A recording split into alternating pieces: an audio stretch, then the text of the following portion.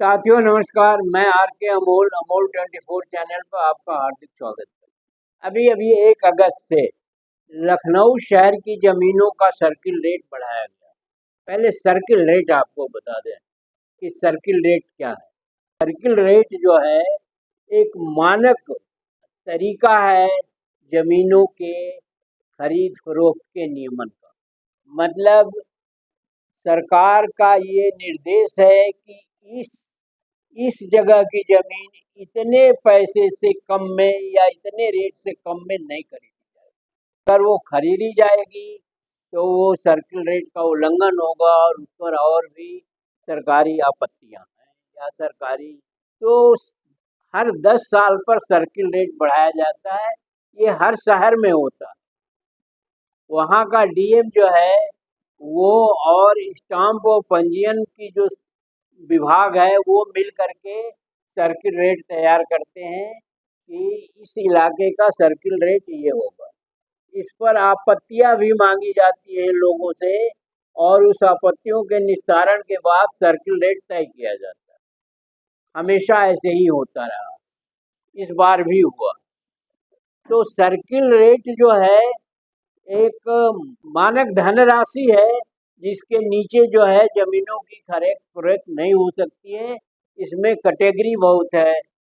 इसमें जो शहर की कॉलोनियाँ होती हैं उनका हर किसी का अलग अलग रेट होता है। उसमें भी एरिया वाइज रेट होता है। कृषि का रेट अलग होता है, आवासीय का रेट अलग होता है। तो तमाम चीज़ों के रेट के लिए नियमन हुआ है और ये 10 बरस के बाद हुआ है जो 1 अगस्त 2025 से लखनऊ में लागू।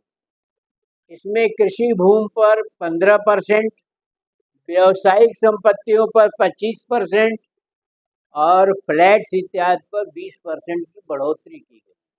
कार्यालय, गोदाम और दुकानों पर भी लगभग 20% की ही बढ़ोतरी की गई। इस कारण लखनऊ में जमीनों का, दुकानों का, कमर्शियल प्रॉपर्टी का, व्यवसायिक जमीनों का दाम बढ़ गया। अब पीछे का रेट जो है वो ख़त्म हो गया और सरकारी रेट बढ़ने पर खरीदारी में भी रेट बढ़ जाता है, जो आपस में खरीदारी की जाती है। इससे पास कॉलोनियों गोमती नगर, इंदिरा नगर और अन्य कॉलोनियों में ज़मीनों के रेट काफ़ी बढ़ जाएंगे और ज़मीनें महंगी हो जाएंगी।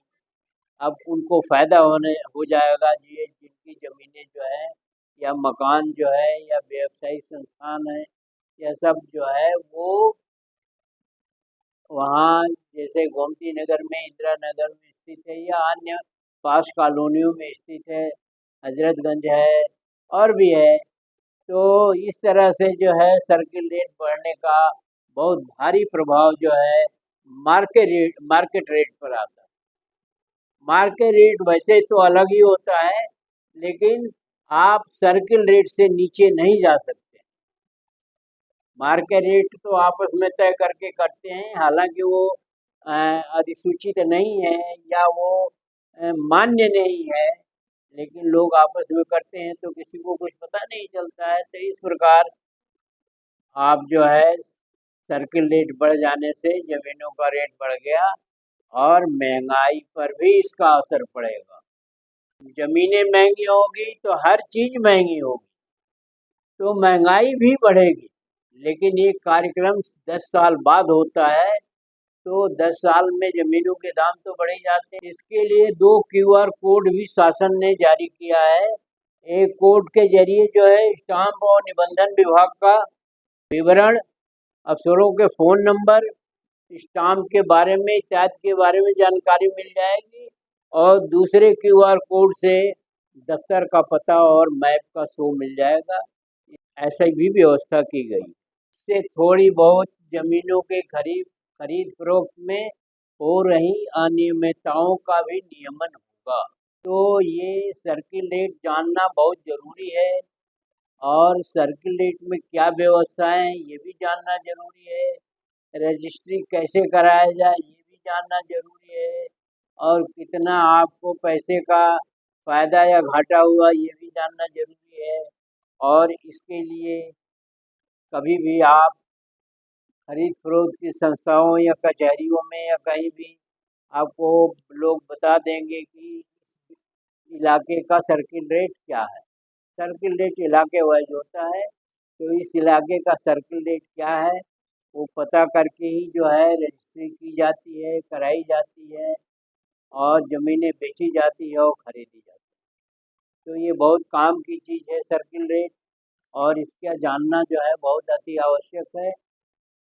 वीडियो को ध्यान से पढ़िए, कमेंट बॉक्स में हमें भी बताइए क्या सही है क्या गलत है, और यह जानकारी आपके लिए लाभप्रद है। अगर चैनल को सब्सक्राइब न किया हो तो सब्सक्राइब कर लीजिए और वीडियो को शेयर और लाइक करना न भूलें। धन्यवाद। जय भारत, जय संविधान।